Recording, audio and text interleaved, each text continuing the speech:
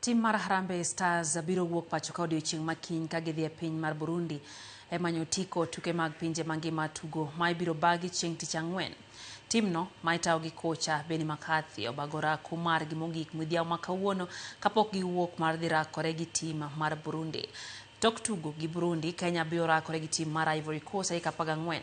Nyaka sani Kenya omako thuolo mar 5 gi points 9 kod tok tugo tuke 8 e Group F. Lek Kenya ng'ado tiko mar tuke adhula pinje mangima nenre ka gima duono ka points e kindgi gi tim mar Ivory Coast momako thuolo mokwongo e Group 9 points 11. Kata kamano, kocha McCarthy lero ne gidhi e piny Burundi gi Ivory Coast e manyo loch.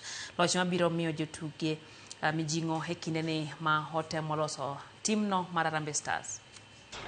To try and collect maximum points, but we know what's at stake as well, and we know that it's us going into the Lions Den, because for Ivory Coast, a win would definitely secure them automatic qualification for the World Cup. You know, football is not played on paper, it's played on the pitch, and we're going out there to play the best football that we possibly can, and hopefully to win. We've had a good support from the fans, and the Kenyans really showed massive support for the national team. For both of us now, it's quite realistically impossible to qualify, but I believe it's a much more good opportunity for us also to go and test ourselves, you know, outside there. I believe most of them, they are talented, and whoever works hard, the coach is fair, and he has his eyes all over the country.